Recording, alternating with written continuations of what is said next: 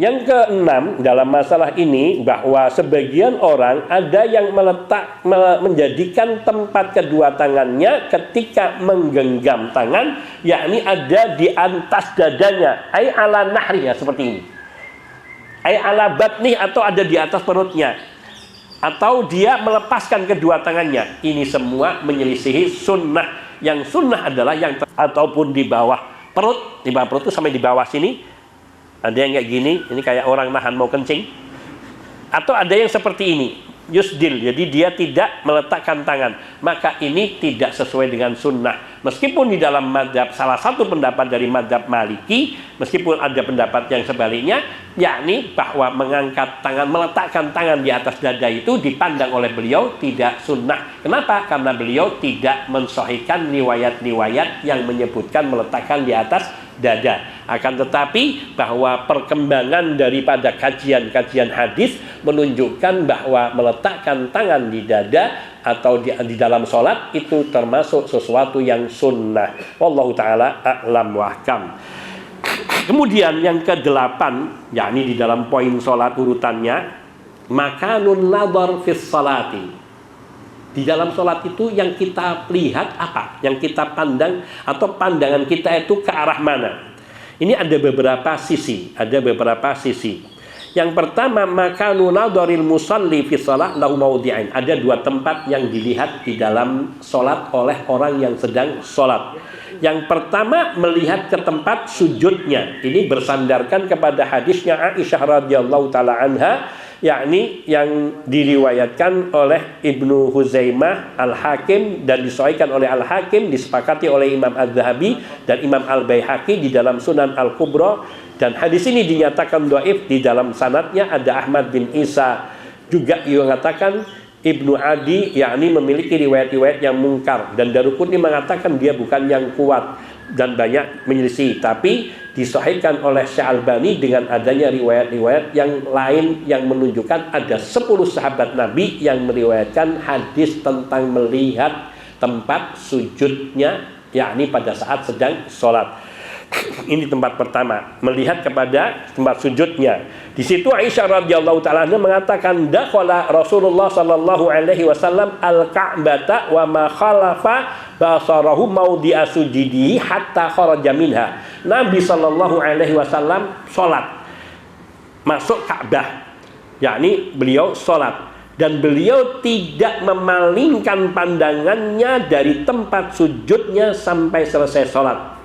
Lakinnahu haditsun dhaif, tapi hadis ini lemah. Kemudian seandainya sahih, dzalika ijlalan lillahi azza wa jalla minhu fi atharil biqa wa laysa qawluhu fi salatin. Dan dikatakan oleh oleh periwayat hadis ini bahwa hadis ini satu lemah, tidak sahih.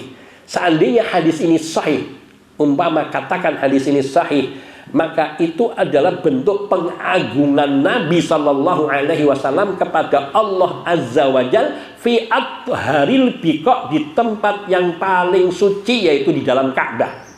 Karena di sini Nabi Aisyah radhiyallahu taala mengatakan Nabi sallallahu alaihi wasallam masuk Ka'bah, dan beliau tidak memalingkan pandangannya ke tempat sujudnya sampai beliau keluar dari sholatnya, dari Ka'bah. Maknanya beliau sholat di dalam Ka'bah, dan ini dikatakan tidak berada di dalam sholat mana saja.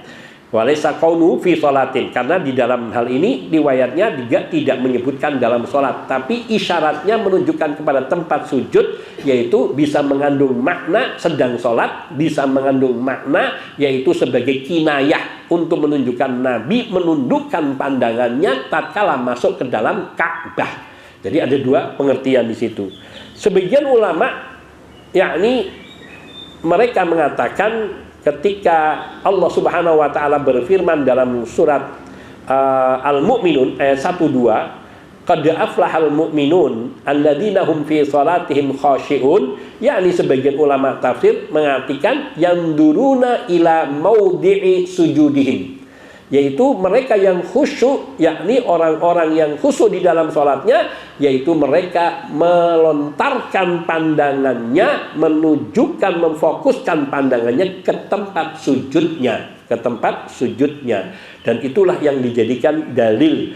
Termasuk ini disebutkan di dalam tafsir Ibnu Jarir ketika menafsirkan ayat ini, dan juga di dalam Musnad Imam Ahmad rahimahullahu taala. Kemudian tempat yang kedua yang harus yakni menjadi tempat pandangan orang yang sedang sholat, yaitu an-nadhar tilqa'a wajhil musalli, memandang ke depan. Dalilu dalika mayali, dalilnya adalah satu hadisnya Al-Bara' bin Azib radhiyallahu ta'ala anhu, beliau mengatakan adalah Rasulullah sallallahu alaihi wasallam bila beliau mengucapkan sami Allahu liman hamidah, artinya bangun dari rukuknya, lam yuhni ahadun minna dhahrahu hatta yaqa Rasulullah sallallahu sajidan thumma naqau sujudan ba'da. Kami tidak ada seorang pun dari kami yang membungkukkan dadanya sehingga Rasulullah sallallahu alaihi wasallam beliau turun untuk sujud, kemudian kita pun turun untuk sujud sesudah Nabi sallallahu alaihi wasallam. Yakni di sini menerangkan tidak membungkukkan seorang pun dari kami punggungnya, melihat bahwa beliau melihat ke punggung di depan saudaranya yang sedang sholat. Itu cara pendalilan para ulama mengenai dalil ini. Kenapa yang dilihat ke depan wajahnya? Yakni yang di depan wajahnya adalah punggung saudaranya ketika orang ada di shaf kedua, ketiga, dan seterusnya. Yang kedua hadisnya Khabbab radhiyallahu ta'ala anhu, yang disebutkan di situ bahwa annahum kanu ya'rifuna qira'atan Nabi sallallahu alaihi wasallam fid dhuhri wal asri bil tirabi lihyatihi. Mana yang menunjukkan bahwa orang sholat itu melontarkan pandangannya lurus ke depan, pandangan wajahnya, yaitu bahwa para sahabat radhiyallahu ta'ala anhum mereka mengetahui bacaan Nabi sallallahu alaihi wasallam dalam sholat duhur dan asar yang maknanya tidak dikeraskan suaranya, yaitu dengan biftirabi lihyati, dengan getar gerakan daripada jenggotnya.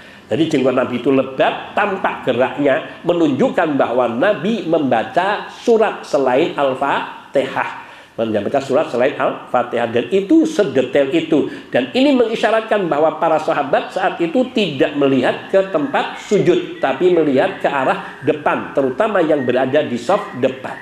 Depannya melihat gerakan, yaitu jenggotnya Nabi Shallallahu Alaihi Wasallam. Dalil ketiga hadisnya Ibnu Abbas, yakni di dalam masalah sholat kusuf. Sholat kusuf itu sholat apa? Sholat kusuf itu sholat gerhana. Di dalam hadis itu, yakni diterangkan oleh Ibnu Abbas radhiyallahu ta'ala anhu, para sahabat berkata kepada Nabi, ya Rasulullah, kami melihatmu tanawalta syai'an fi maqamika hadza, engkau mencoba meraih sesuatu di tempat berdirimu. Tsumma ra'ainaka taka'ta, kemudian kami melihat engkau mundur ke belakang. Hadis ini dan juga hadis lainnya menunjukkan bahwa mereka para sahabat melihat kepada yakni yang ada di hadapan wajah mereka pada perbuatan Rasulullah sallallahu alaihi wasallam padahal mereka saat itu sedang sholat. Ini hadis ini ceritanya, yakni hadis yang diriwayatkan oleh Imam Bukhari Muslim, ketika Nabi Shallallahu Alaihi Wasallam sholat khusuf atau gerhana matahari, yakni beliau di saat berdiri sholat tiba-tiba dilihat oleh para sahabat Nabi hendak meraih sesuatu. Kemudian setelah itu nggak lama beliau kemudian jadi itu. Kemudian beliau kok mundur ke belakang, seperti terkaget. Yakni ketika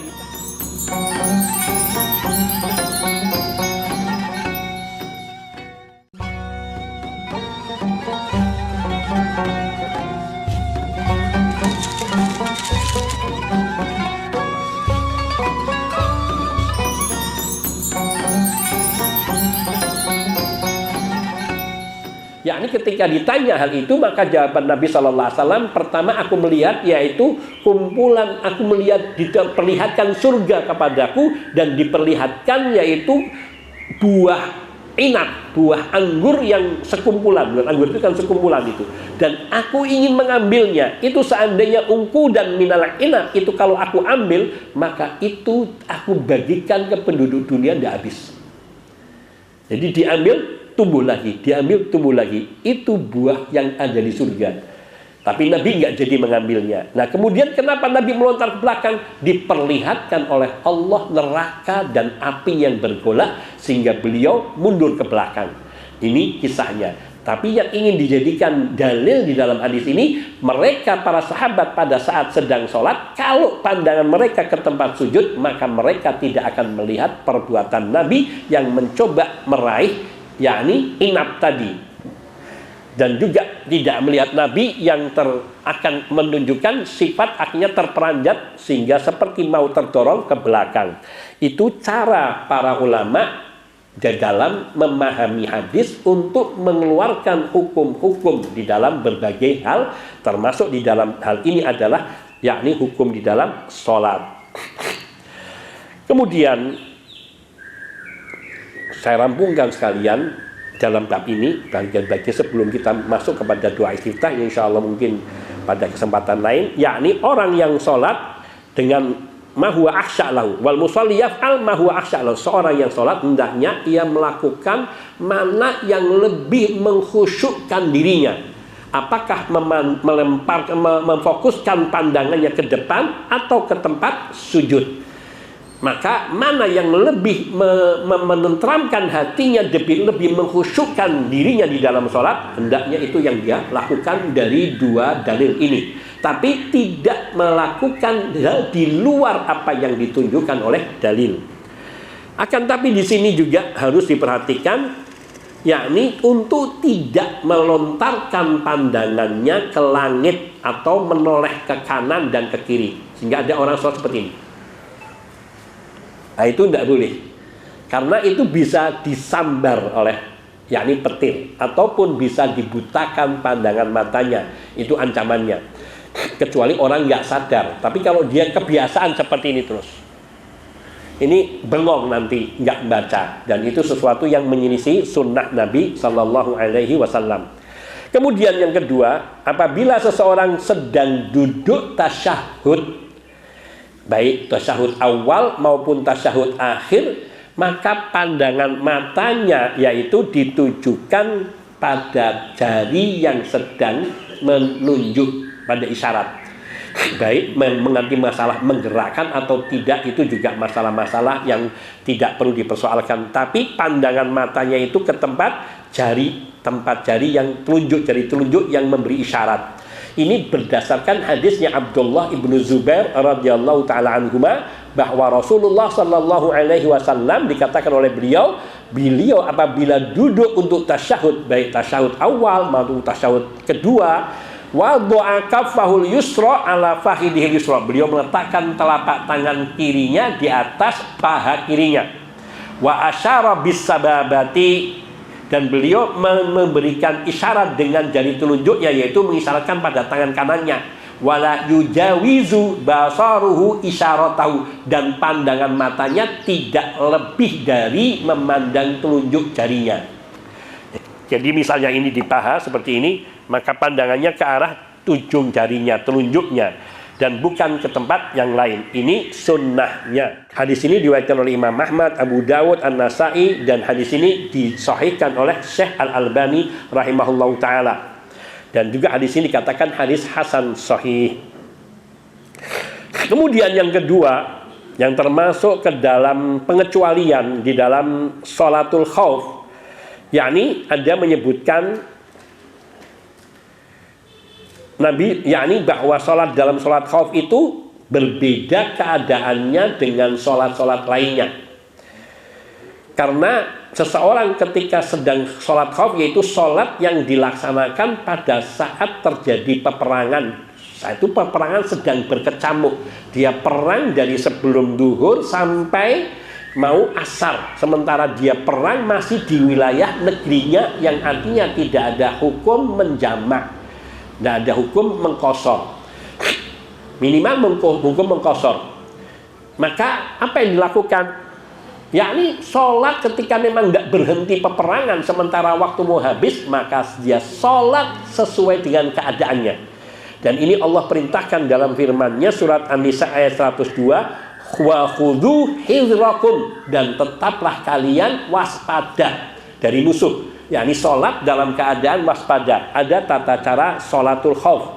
yang bukan saat ini kita pembahasannya. Kedua, hadis Sahal bin Al-Handaliyah radhiyallahu anhu, beliau mengatakan sawwaba bi shalah tsumma ya'ni as-subh faja'ala Rasulullah SAW yusalli wa huwa yaltafitu ila sya'bi, yakni Nabi sallallahu alaihi wasallam melakukan salat subuh, kemudian Nabi sallallahu alaihi wasallam ja'ala yusalli, Nabi salat wa huwa yaltafit ila syu'ab, beliau salat sambil menoleh ke arah lereng-lereng bukit karena saat kondisi dalam peperangan, yakni untuk waspada, sehingga beliau melirikkan pandangannya ke arah lereng karena dikhawatirkan sementara kiblat harusnya ke arah tempat yang lain, sementara yakni lereng itu ada di sebelah lainnya yang bisa didatangi oleh musuh. Maka di situ Nabi menoleh, melirik ke tempat lereng-lereng ini, dan ini yakni untuk menjaga kalau musuh datang sekonyong-konyong. Kemudian yang keempat, hukum memejamkan kedua mata di dalam sholat. Memejamkan kedua mata di dalam sholat hukumnya makruh, tidak membatalkan tetapi makruh, kecuali apabila imam sholat ia yakni tersibukkan dari sholatnya karena mengingat hafalan, misalnya bacaannya panjang dalam surat-surat yang panjang, dan untuk menjaga konsentrasi bacaannya, maka di saat itu tidak makruh imam membaca surat dengan memejamkan mata. Karena ada kondisi orang ketika dia hendak mengingat sesuatu, dia memejamkan matanya. Maka dalam kondisi seperti itu, imam yang masih mencoba untuk mengkonsentrasikan dirinya dan membaca hafalannya dengan baik, yaitu dengan memejamkan matanya. Dalam kondisi seperti ini, dibolehkan imam memejamkan mata. Adapun orang yang melakukan ini karena ingin khusyuk, maka ini adalah bisikan syaitan, karena tidak adanya yakni riwayat yang menyebutkan mengenai hal itu. Meskipun ada sebagian perkataan ulama, adapun orang bila dia ingin mengkhusyukkan sholatnya maka ia memejamkan matanya, ini tidak ada dalil yang menyebutkan hal itu. Dan tidak pula ada riwayat dari para sahabat maupun tabi'in yang sesudah mereka menunjukkan bahwa memejamkan mata kalau tanpa alasan seperti yang disebutkan di atas, yaitu bagi imam, maka sesuatu yang makruh tetapi bukan membatalkan sholat. Yang kelima, bagian dari yang ke-8, poin ke-8 dalam bab sholat ini, yaitu hukum memandang, orang yang sholat memandang ke langit. Apa hukumnya? Tidak boleh. Hukumnya tidak boleh. Dalilnya hadisnya Abu Hurairah radhiyallahu ta'ala anhu, bahwa Nabi sallallahu alaihi wasallam beliau bersabda, la yantahiyanna aqwamun yarfa'una absarahum ila samai fi salatihim aw la tukhtafanna absaruhum. Hendaknya orang-orang yang mereka mengangkat pandangannya ke langit, meninggikan pandangannya ke langit dalam sholatnya, berhenti melakukan hal itu. Atau kalau dia tidak mau melakukan itu, nanti bisa saja pandangan mereka disambar, ya ini dibutakan. Ini bisa jadi maknanya bahwa di antara sebab terjadinya penyakit mata, kebutaan atau yang sejenisnya, karena sholatnya selalu memandang ke langit. Wallahu ta'ala alam. Dari ini dikatakan tidak ada perbedaan mengenai itu apakah di Masjidil Haram ataupun di luar Masjidil Haram. Maka barang siapa yang mengatakan, mengkhususkan bahwa itu larangan hanya pada saat di Masjidil Haram saja, harus mendatangkan dalil dari Nabi SAW.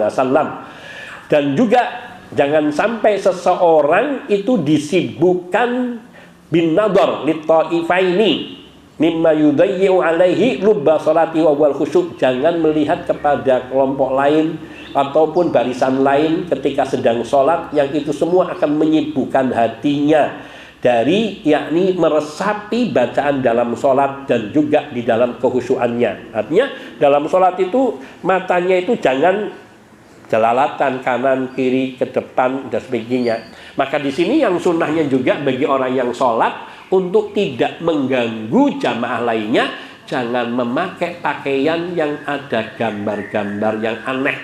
Apalagi yang dagadu itu, yang kemudian yang di belakangnya repot, ada orang mulutnya melet yang itu.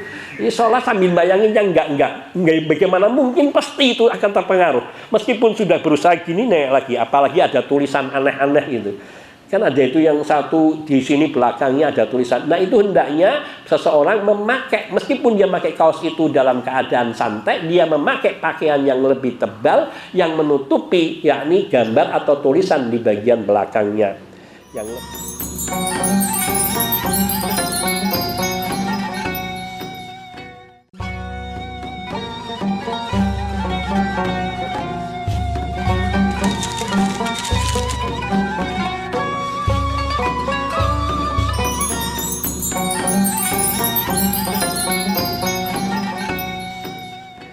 lebih seronok lagi kadang-kadang tulisannya yang aneh-aneh, yang serem-serem, cerangkong, tengkorak.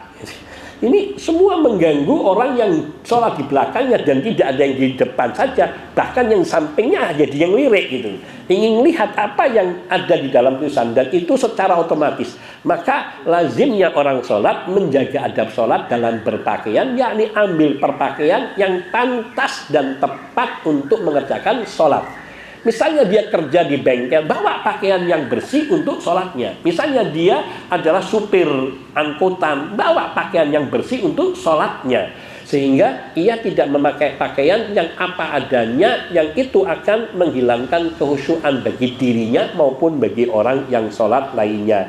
Hadza wa naktafi, wa insyaallah nanti pembahasan berikutnya biidznillah kalau Allah masih mengizinkan, yaitu membaca doa istiftah dan pembahasan tentang hal itu. Hadza wa naktafi, barangkali ada pertanyaan saya serahkan kepada Naam. Iya.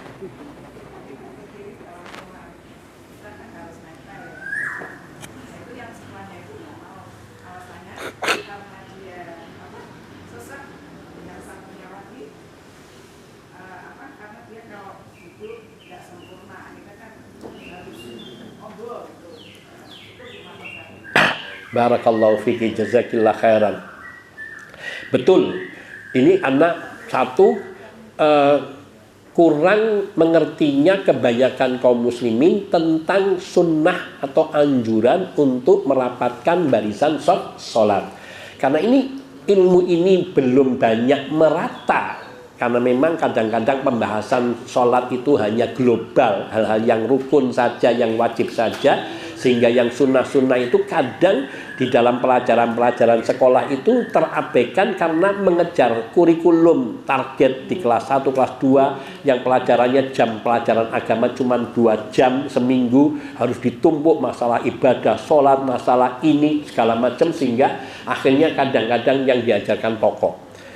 Akan tetapi kondisi seperti ini maka kita harus maklum, tidak boleh memaksakan diri. Maka ketika dia tidak mau ditempeli, ya sudah, kita pokoknya sudah berusaha mendekat, merapatkan. Padahal di dalam merapatkan soft barisan sholat, satu, menutup celah bagi masuknya syaitan di antara barisan kita yang akan mengganggu kehusyuan kita di dalam sholat. Di samping itu adalah yakni menunjukkan kerekatan umat. Sampai Nabi Shallallahu Alaihi Wasallam mengatakan, la tusawwunna sufufakum au la yukhalifannallah baina qulubikum. Hendaknya kalian merapatkan barisan soft sholat kalian, atau kalau tidak kalian lakukan, maka Allah akan saling memalingkan hati kalian. Dalam riwayat lain, au la yukhalifannallah baina wujuhikum. Allah akan saling mensilangkan wajah kalian, yakni bahwa orang yang tidak mau merapatkan soft sholatnya dengan sahabat lainnya penuh kebencian, kedengkian terhadap saudaranya.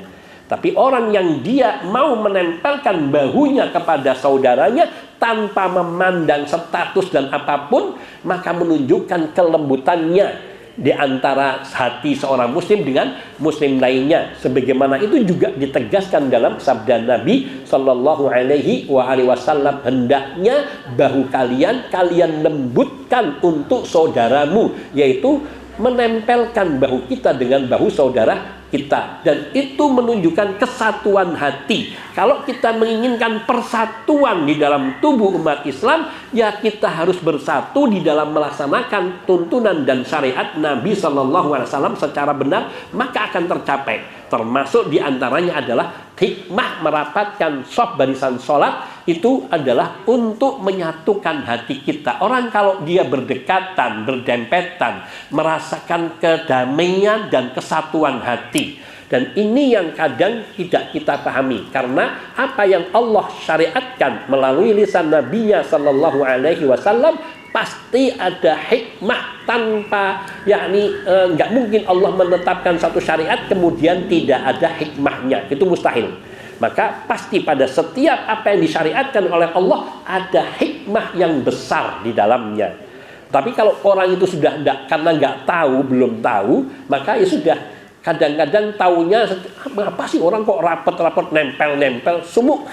Ada yang bilang sumuk atau bilang sesek, ada yang bilang kaki saya sakit, macam-macam. Ya sudah, nggak apa-apa, kita nggak usah maksa, nggak apa-apa. Tapi yang penting bahwa kita sudah berusaha untuk merapatkan barisan shaf kita. Maka niat kita dan upaya kita melakukan itu dicatat sebagai amalan yang sempurna, seperti kita merapatkan shaf barisan sholat kita dengan saudara kita, meskipun itu tidak terlaksana. Hadza wallahu taala a'lam.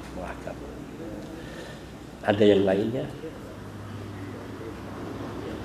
Kalau sudah tidak ada, saya cukupkan. Ada yang lainnya? Cukup, baik. Oh iya. Oh baik. Sini. Nanti biar dikoreksi sama Ustaz. Kita menerangkan tentang kaki. Iya. Kaki itu tidak boleh kayak bebek gitu. Nah ini kan bebek nih. Iya. Asal banyak yang kayak gini. Sehingga kita nempel gini. Tapi yang benar kan ini. Itu. Kita hadapkan ke sebelah. Sehingga ketika sebelahnya sebenarnya sebagai tempelkan ke sebelahnya. Gitu. Bahunya juga nempel. Kita lebarnya sesuai dengan bahu itu akan menempel. Tapi nek dua honggo akhirnya tidak menempel. Nggak akan nempel. Kita gini air juga tidak menempel. Ini nanti.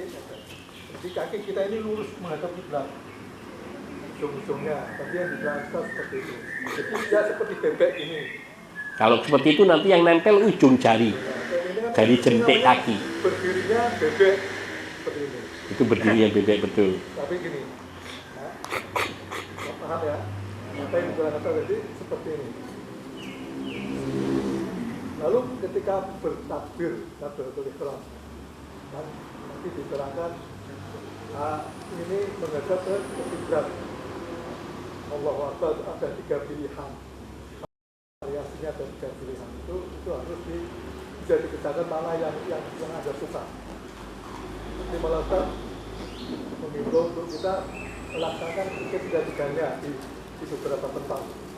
Ketika takbir ada yang begini, Allahu Akbar, ada yang sampai ke ujung telinga, sejajar dengan telinga kita atau di antaranya.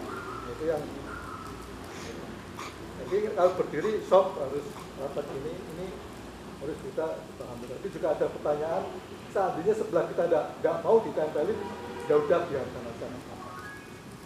Tapi ini adalah perintah Nabi kita. Kira-kira gitu. Iya. Kalau jazakallah khairan, jelas nggih. Ini satu pengamalan, jadi kita tahu bagaimana bentuk berdiri yang sesuai dengan sunnah Nabi Shallallahu Alaihi Wasallam ketika mengerjakan sholat, terutama dalam berjamaah. Baik dalam sholat sendiri juga hendaknya tidak merenggangkan kaki terlalu lebar. Cukup meskipun sendiri maupun kita berjamaah tetap berdirinya kedua telapak kaki kita selebar bahu kita. Dan itu yang akan lebih tercapai kekhusyuan dan kesempurnaan. Kemudian mungkin ada orang mengatakan, kalau saya sudah terbiasa dari kecil dengan berdiri bebek gitu, bisa diperbaiki. Dulu kita juga ketika belum mengaji sunnah ini, belum mengetahui hadis-hadis ini, ya kita masih seringnya membuka lebar seperti ini. Tapi ketika kita sudah mulai ngerti, kita coba paksa. Awalnya agak terasa berat, nggak nyaman. Tetapi insya Allah berjalannya waktu akan menjadi nyaman. Berjalannya waktu akan menjadi nyaman. Bahkan di sana sebenarnya disebutkan riwayat-riwayat yang sahih seperti dari Anas bin Malik radhiyallahu ta'ala, dari Nu'man bin Bashir yang ada di riwayatnya Imam Bukhari dan Muslim. Sampai ketika ruku itu lututnya para sahabat menempel satu dengan yang lainnya. Sampai jadi bagian samping lututnya itu sampai berdempetan dengan saudaranya, saking rampatnya. Itu tujuannya adalah tadi kebersamaan dengan satu rasa dan kesatuan hati. Dan itu penting sehingga kita lihat para sahabat tidak ada perselisihan di antara mereka kecuali hanya dalam masalah kecil yang segera dileraikan. Sampai pun pada Ali bin Abi Thalib dan Muawiyah radhiyallahu ta'ala, keduanya saling mencintai dan keduanya saling mendoakan kebaikan meskipun pernah terjadi persisihan. Karena biasa syaitan mencoba mengacukan, tapi dari tadi bahwa asas-asas kesatuan, yakni dibersihkan hati dari benci, dengki, iri, apalagi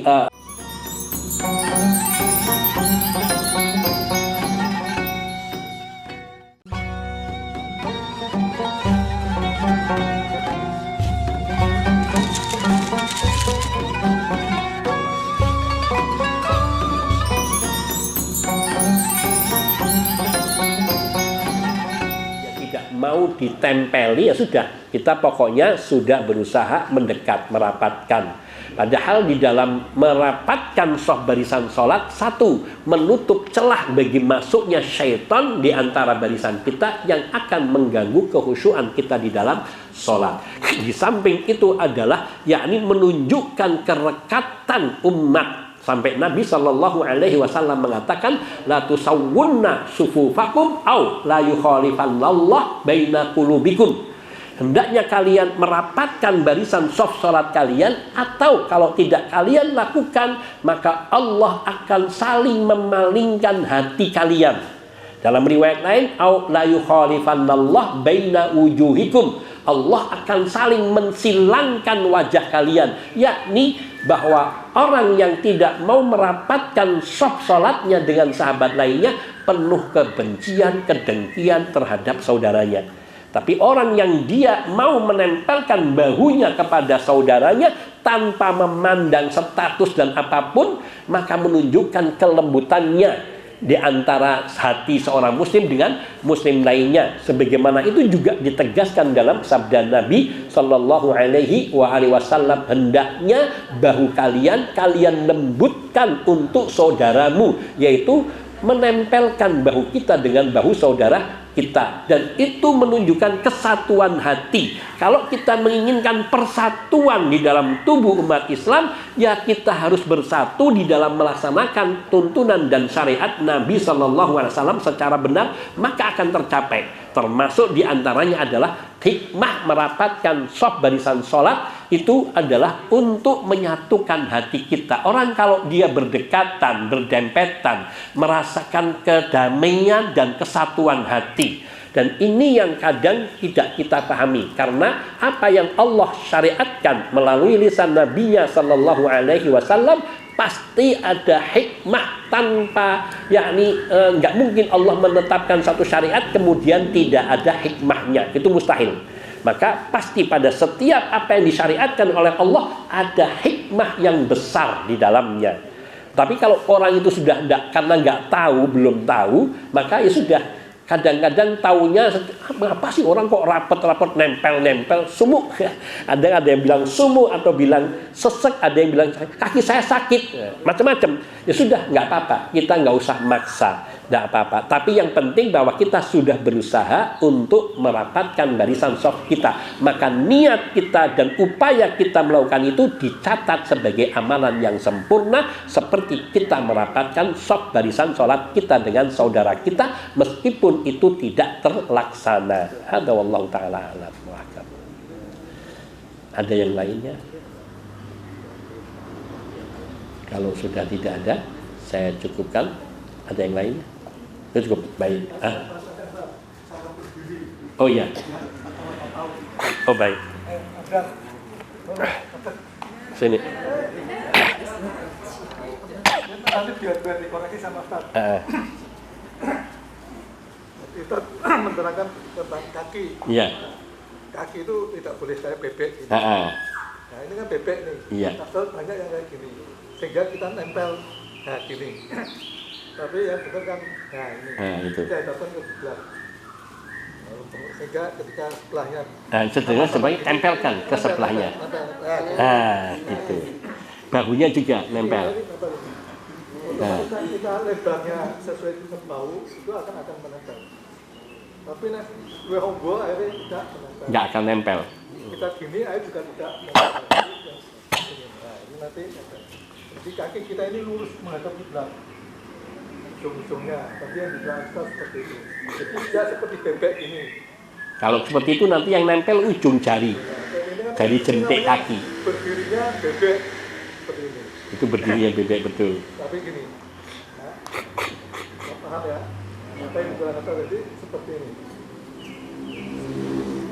Lalu ketika bertakbir, takbiratul ihram, dan nanti diterangkan, ini menghadap ke kiblat.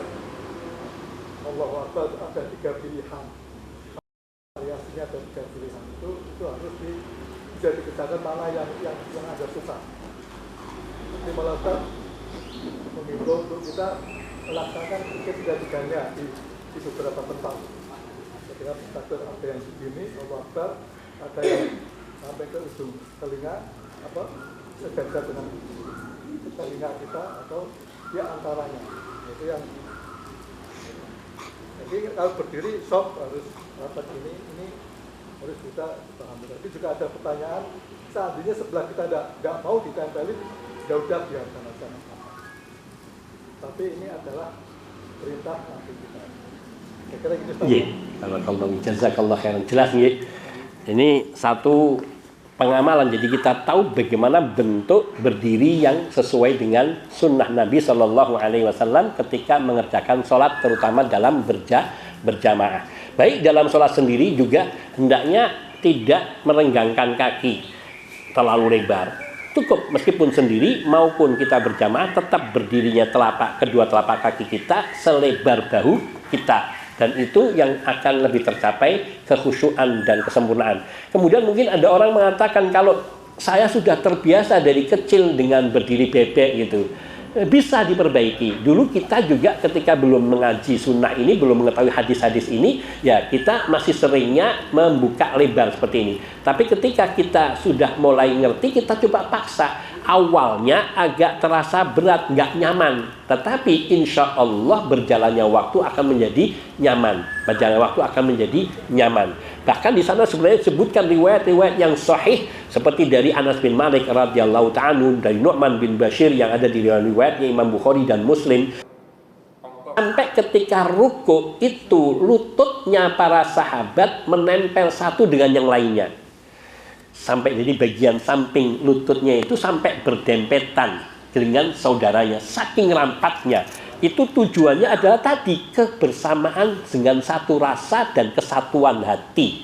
Dan itu penting sehingga kita lihat para sahabat tidak ada perselisihan di antara mereka kecuali hanya dalam masalah kecil yang segera dileraikan. Sampai pun pada Ali bin Abi Thalib dan Muawiyah radhiyallahu ta'ala, keduanya saling mencintai dan keduanya saling mendoakan kebaikan meskipun pernah terjadi persisihan.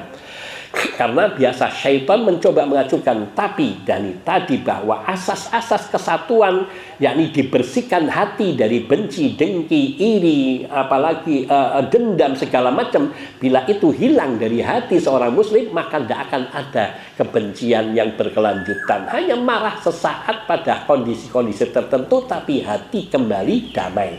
Itu juga dibangun dengan cara diantaranya merapatkan barisan saf sholat. Dan itu adalah keindahan di dalam sholat yang diinginkan Nabi SAW pada umatnya.